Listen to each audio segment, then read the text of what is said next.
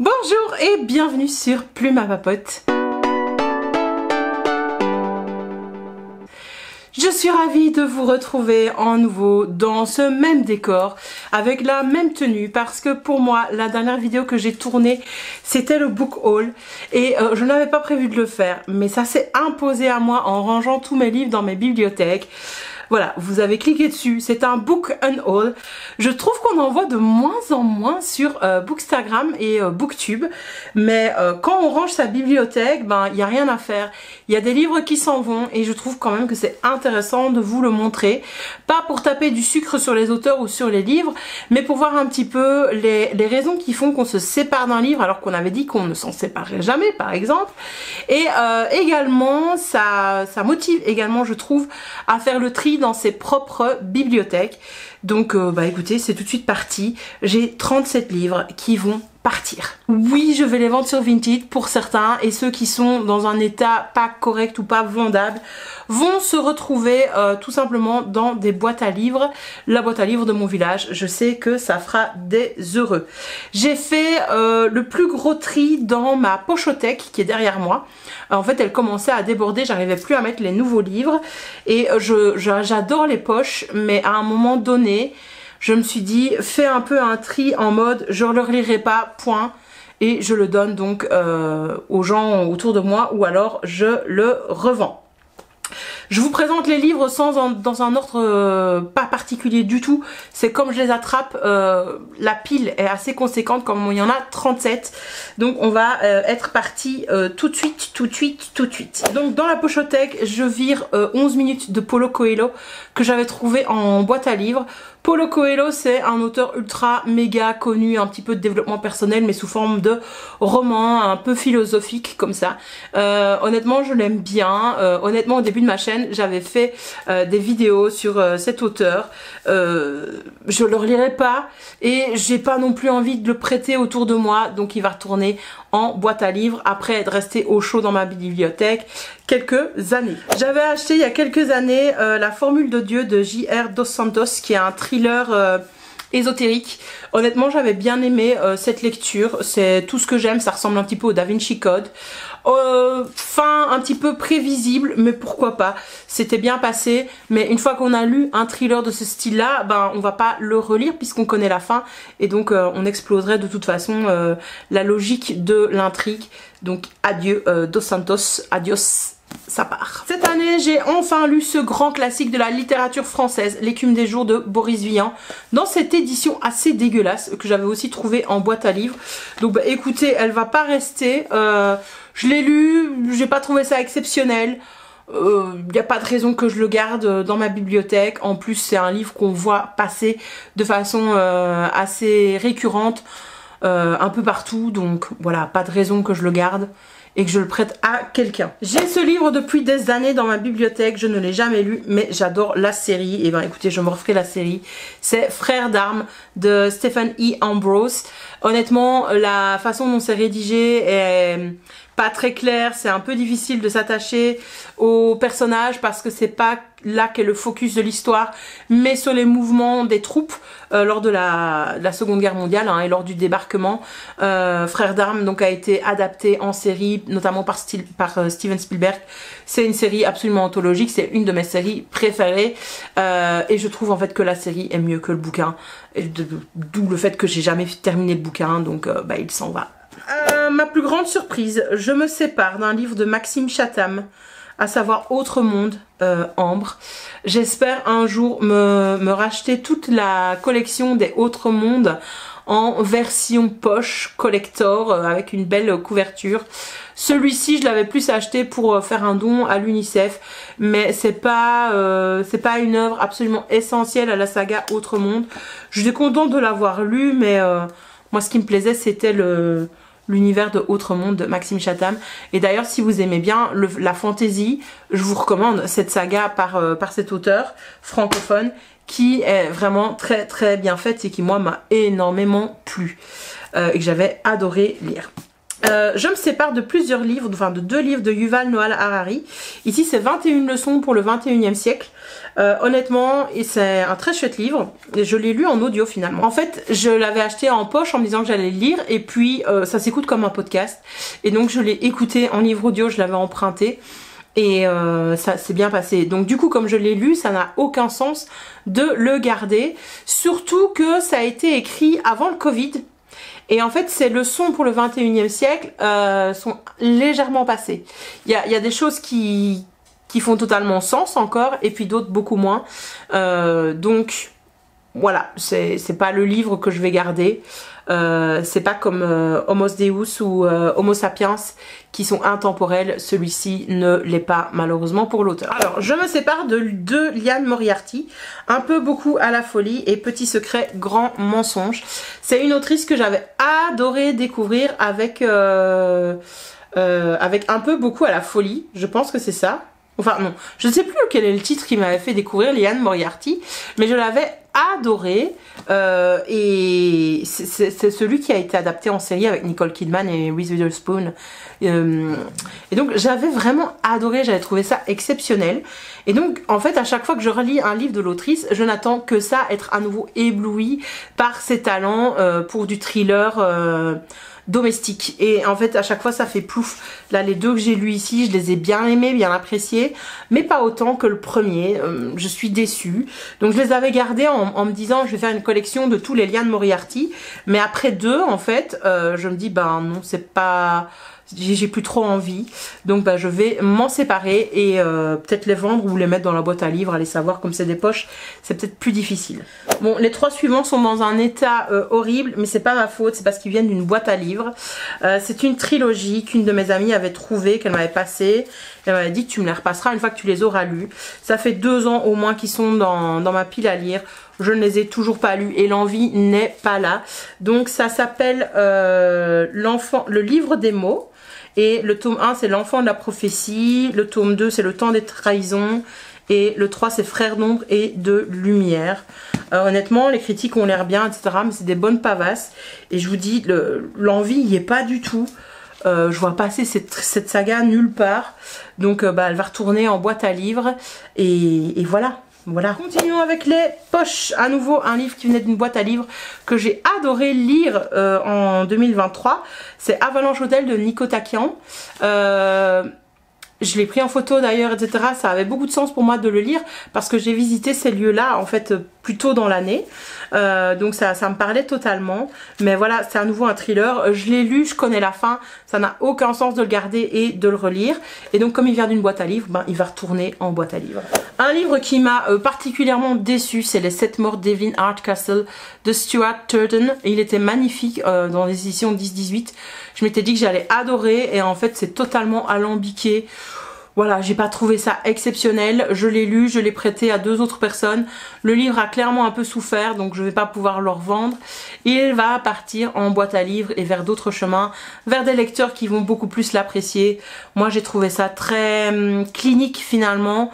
C'est très difficile de s'attacher au personnage, forcément il est amnésique.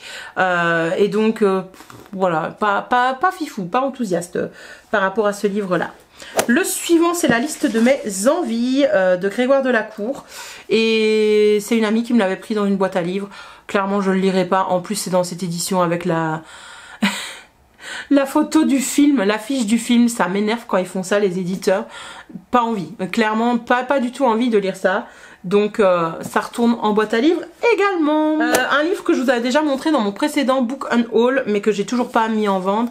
Donc il reste là depuis 6 mois. C'est Lunar Chronicles, c'est un livre en anglais sur les cycles de la lune. C'est un espèce de développement personnel avec ce principe comme quoi on sera en accord, notre niveau d'énergie sera en accord avec les phases de la lune. Honnêtement, le livre est juste mais superbe à l'intérieur. Je l'avais acheté pour un book club d'une créatrice de contenu américaine. Ça donnait trop envie. Et puis en fait, tu te rends compte que c'est bien, mais les gars, c'est basé sur absolument rien de concret. Donc un peu marre de ces livres de développement personnel basés sur du vent, de l'air ou de la poussière et qui sont juste un petit peu, pas des attrape-nigo, mais qui profite vraiment, j'ai l'impression, de la crédulité des gens. Donc je l'ai jamais fini, je ne l'ai même jamais lu en entier. Je pense pas qu'il va se vendre sur Vinted, honnêtement c'est un livre en anglais. Mais bon, on peut toujours essayer. Dans le même domaine, je vous l'ai présenté dans mon book haul de la semaine passée ou quelques semaines avant. C'est Rituel de déesse que j'ai reçu dans mon calendrier de l'Avent. Je ne vais même pas le lire. C'est aussi un livre de développement personnel totalement ésotérique comme Lunar Abundance. C'est vraiment le petit frère de l'autre là. Sauf que là, ça se base pas sur les cycles de la lune, mais sur des déesses païennes passées de toutes les religions en plus. C'est ça qui n'a aucun sens. Vous avez des déesses de l'Antiquité, des déesses grecques, déesses égyptiennes, enfin bref, ça n'a aucun sens, selon moi. J'ai pris toute ma pile de poches, donc continuons dans les poches dont je me sépare. Il y a Jour de juin de Julia Glass. Je l'avais pris parce que le marketing de chez Gallmeister avait totalement fonctionné. Je trouvais la couverture absolument passionnante, etc. Je l'ai lu, j'ai bien apprécié, mais je le relirai jamais. Et je vois pas trop qui dans mon entourage pourrait être intéressé par ce livre. Donc voilà, il va partir en vente. Ça se passe en 95 en fait, en juin 95. Et on a un libraire new-yorkais qui va retourner dans sa famille en Angleterre suite au décès de ses parents. Et non, c'est pas en Angleterre, c'est en Écosse, pardon. Et donc c'est un moment assez difficile et c'est mêlé de souvenirs de famille et de moments de deuil et ainsi de suite. Donc en gros il se passe rien. C'est un livre de contemplatif sur la famille qui est vachement intéressant, hein, mais je sais que je le relirai pas, donc voilà, il part en vente. Un autre qui part en vente, je l'ai adoré, mais à nouveau je ne le relirai pas. C'est Le pouvoir du chien de Thomas Savage, qui a été adapté en film avec Benedict Cumberbatch. Film très très bien, très lent mais il est bien. J'ai préféré le livre pour une fois, malgré le talent de Benedict Cumberbatch. Voilà, il y a Kristen Dunst aussi dans le film, il a été primé. C'est une œuvre grandiose, c'est magnifique. Mais une fois que vous l'avez lu, ça n'a aucun sens de le relire parce que vous connaissez la chute.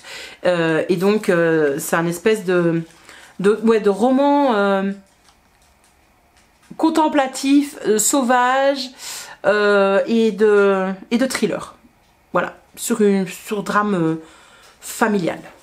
Un livre que j'avais vraiment pris plaisir à découvrir, c'est En l'absence des hommes de Philippe Besson. C'était pour moi un très très beau livre qui était arrivé dans ma palle grâce à une boîte à livres. Je l'ai lu, ça se lit hyper rapidement. Je me suis dit que je lirais d'autres livres de l'auteur, mais même chose, je ne vais pas le relire, donc il s'en va et il retourne dans la boîte à livres. Bon alors, on arrive sur deux vieilleries qui traînent et que j'ai lu. C'est des enquêtes par Oscar Wilde, donc Oscar Wilde et le meurtre aux chandelles et Oscar Wilde et le nid de vipère. Je pensais me faire la collection complète et puis en fait je me rends compte que ça a été vu et revu parce qu'on a même Verlaine qui fait le même truc, ou Sartre, enfin je ne sais plus, mais bon c'est du cosy mystery en fait, avant l'heure, avant que ce soit catalogué comme ça, parce que celui-ci je l'ai lu vraiment adolescente. C'est sympa mais c'est pas mon style d'enquête préféré. Je pense qu'il y a d'autres thrillers beaucoup plus passionnants que ceci. Ensuite, celui-là je l'avais trouvé en boîte à livres. Je m'étais dit que je ferais toute la collection des Gallmeister. Et puis l'envie m'est passée. C'est Fausse piste de James Crumley. Et c'était vraiment les chroniques d'une petite ville dans le Montana, avec un détective privé qui est proche du chômage, etc. et qui est alcoolique, sa meuf, c'est compliqué, enfin bref, situation extrêmement compliquée. C'est un bon polar quoi, vraiment à l'américaine.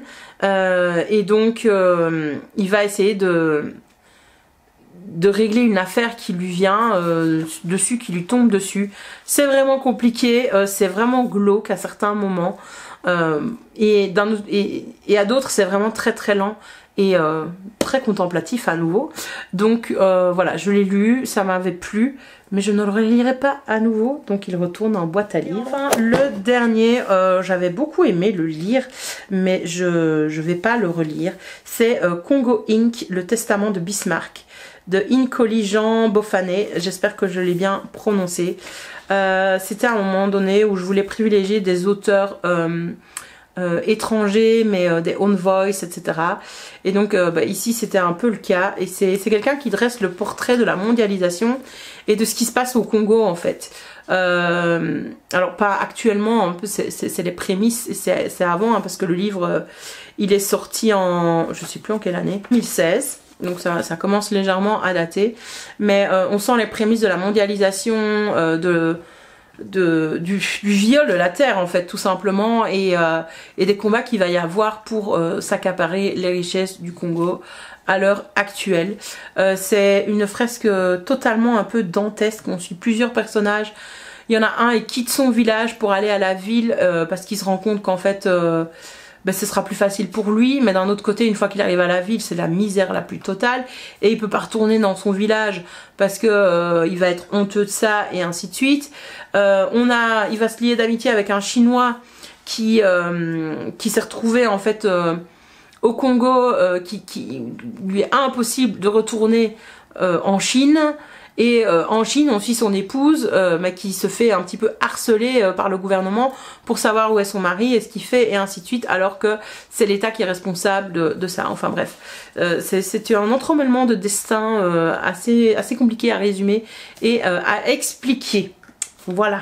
J'en ai fini avec les poches. Oui, j'en ai fini avec les poches. Je vous en ai parlé dans mon book haul. Forcément, Un automne pour te pardonner, lui il quitte la bibliothèque. Il n'y est pas resté longtemps, à peine un mois, puisque je l'ai acheté, je l'ai lu et je me dis bah j'aime pas, donc il s'en va. Voilà, je n'en dirai pas plus, je le revends si vous le voulez. Alors, un autre grand format qui quitte ma bibliothèque, c'est Homo Deus de Yuval Noah Harari. Je pensais pas l'enlever, mais en fait il prend de la place. Je l'ai lu, il est super intéressant, peut-être un peu moins que Sapiens, mais voilà, je l'ai lu en papier, je l'ai écouté, j'ai fait le tour, et donc il va partir vers d'autres aventures et une autre bibliothèque. Bon, pour la suite les gars, je vous montre de la vieillerie. Je m'étais dit à une époque que j'allais collectionner tous les Maxime Chatham. Et c'est un auteur que j'adore écouter. D'ailleurs, je suis en train d'écouter son dernier livre en audio, mais je me rends compte, voilà, je les écoute en audio, c'est ce que j'adore. Et puis après, je complète ma collection en poche. Et donc j'ai plusieurs grands formats, ça n'a aucun sens de les garder. Donc le Coma des mortels de Maxime Chatham va quitter ma bibliothèque, et si je le retrouve en poche à un bon prix super avantageux, eh bien je me l'offrirai. C'est la même chose pour L'appel du néant. En fait, j'avais pas pu attendre, j'avais voulu le découvrir en grand format, mais je me dis que c'est quand même très cher et c'est de la place qui est prise, et je ne relirai pas en fait ces tomes comme ça, et si je les relis, je les relirai en poche. Donc voilà, il s'en va. Même chose pour mes deux premiers tomes de Autre Monde, donc L'Alliance des Trois et Le Cœur de la Terre. Je crois que Le Cœur de la Terre, c'est même pas le premier tome. Donc voilà, je les ai tous les deux en grand format. Ils vont partir, voilà, ils vont être vendus, et je pense qu'avec l'argent, j'essaierai de me trouver une version box coffret de Autre Monde en petit format pour rejoindre la pochothèque. Alors, ce livre-ci de Alice Munro, Trop de bonheur, rien que la vie, je l'ai depuis des années dans ma bibliothèque. Il est absolument dégueulasse à l'arrière, je sais pas où je l'ai posé. C'est un livre assez chouette à lire, etc. Écoutez, je n'ai lu que la première partie, c'est un recueil de nouvelles. Et là, il me reste rien que la vie, mais j'ai pas envie en fait. J'ai plus envie, donc je vais pas le garder pour le garder. Il va partir, ou peut-être que je vais le rendre à ma cousine qui me l'avait offert. Lui demander si elle veut le lire ou pas. Je vais voir. Alors, je pense que les livres suivants, je vous les ai déjà présentés dans mon précédent book and haul, mais comme je vous ai dit, je ne les avais pas vendus, flemme de prendre les photos sur Vinted, etc. Donc je vais aller assez vite dessus. Il y a Pourquoi les femmes vont sauver la planète, le manifeste écoféministe. Je misais énormément sur ce bouquin, et puis en fait j'ai été déçue à la lecture. J'ai trouvé que c'était des bonnes femmes très dans les idées politiques et ainsi de suite, et pas vraiment dans le concret, et donc je n'ai même pas été plus loin. Voilà, je pense que c'est peut-être des femmes très intéressantes, hein, mais la façon dont c'est écrit, ce manifeste, ne me convient pas, ne me plaît pas. Et voilà, je passe donc à la suite et je m'en sépare à mon grand regret. Un autre qui s'en va, c'est celui-ci de J.K. Rowling. Donc c'est le manuscrit de Fantastic Beasts, c'est The Original Screenplay. Moi je l'avais acheté parce qu'il était beau plus qu'autre chose, je n'ai jamais lu ce bouquin. Voilà. Est-ce qu'il faut encore expliquer pourquoi? Je pense que tout le monde sait. Tout le monde sait. Alors non, je ne suis pas à revendre mes Harry Potter. Mais par contre, je suis en train d'envisager de cacher un petit peu plus mes Harry Potter. Ouais, bon, voilà. Un autre que j'avais adoré, c'est Arcane, le tome 1, La Désolation de Pierre Bordage. Écoutez, je l'avais bien aimé, ce roman fantasy, mais je n'ai jamais lu le deuxième. Et ça fait trop longtemps, ça fait beaucoup trop longtemps que je l'ai lu. Donc je vais pas mettre la main sur le deuxième enfin prochainement. Donc voilà, il s'en va. Mais honnêtement, j'avais bien aimé ce tome-là, malgré une critique assez négative de Arcane. Moi je trouve que la plume de Pierre Bordage fait toujours bel effet et fonctionne très bien. Ben, je vais me séparer de La Balade des pavés de Sylvie Godefroy. C'est un livre qui m'avait été offert par une amie. Je l'ai lu, je l'ai adoré, mais à nouveau, je ne le lirai pas. Donc voilà, je pense qu'il aura tout son sens dans la bibliothèque de quelqu'un d'autre. C'est un livre très positif. C'est une belle petite histoire qui se passe à Bruxelles. Et on suit Lola en fait, qui ne dort plus depuis qu'on lui a annoncé qu'elle avait une tumeur en fait, sous son sein. Et donc elle doit réagir comme elle peut. Et donc elle va choisir de vivre et elle va nous raconter toutes les rencontres qu'elle fait sur les pavés justement. C'est ça, la balade des pavés. Et c'est pour ça qu'il y a ce petit ruban là. C'est un roman très autobiographique de Sylvie Godefroy. C'est une très belle plume. Mais je sais que je vais pas le relire, donc je m'en débarrasse. Je vais aussi faire vivre ce livre ailleurs, puisque je l'ai lu. Et malheureusement, il a été dédicacé, etc. Je l'ai vraiment beaucoup aimé, mais je sais que je ne le relirai pas. Donc voilà, je me sépare du Sanglier ne pleure pas, de Bruno Marais, qui est un auteur que j'avais vraiment apprécié découvrir lors d'un petit festival de la lecture. Je pense d'ailleurs que je vais pouvoir le mettre dans la bibliothèque de mon école. Honnêtement, je vais pas le revendre, celui-là il se revendra pas. Donc je vais le mettre dans la bibliothèque de mon école. Je pense que celui-là aussi en fait. Je vais faire ça. Voilà. Et le dernier, pareil, c'est un livre qui était écrit par un de mes anciens collègues et amis. La 38e planche de Jean-Marc Louch. Je vous l'avais fait gagner à un moment donné d'ailleurs. Il y a très longtemps. On suit William Colbert qui a une petite vie bien rangée et qui passe devant une maison tous les jours. Jusqu'au jour où le propriétaire de cette maison va lui proposer en fait d'acheter sa maison. C'est un très bon prix, mais il va y avoir certaines conditions. Et donc, ces conditions vont seulement être dévoilées au fur et à mesure après la signature de l'achat. Et donc, l'auteur nous invite à se demander, en fait, bah, vous, qu'est-ce que vous auriez fait face à une telle proposition? C'est un livre très feel good, très positif, voilà, que j'ai vraiment beaucoup aimé découvrir. Donc, voilà, malheureusement, en fait, je me rends compte que je ne vais pas le relire. Donc j'ai besoin de place. Donc il va aller vivre dans la bibliothèque de mon école. Et voilà, j'en ai fini. Ça vous fait 37 livres. Donc ça me fait 37 livres qui s'en vont de ma bibliothèque. Comme je vous ai dit, certains vont être mis en don dans la boîte à livres. D'autres vont aller dans la bibliothèque de mon école. Et enfin, certains seront mis en vente sur Vinted. Il y en aura pour tous les goûts. Donc d'ailleurs, le lien de mon Vinted est dans la description ci-dessous, comme tous les liens de mes réseaux sociaux, si vous voulez me suivre ailleurs. J'espère en tout cas que cette vidéo vous aura donné envie de faire la même chose, de faire du tri dans votre bibliothèque pour y voir plus clair en ce début d'année. Je vous remercie de l'avoir regardé jusqu'au bout. N'hésitez pas à la commenter, à la liker et à me dire dans les commentaires de quel livre vous vous débarrassez et pourquoi. Et je vous dis à la prochaine sur Ma Papote. Bye bye!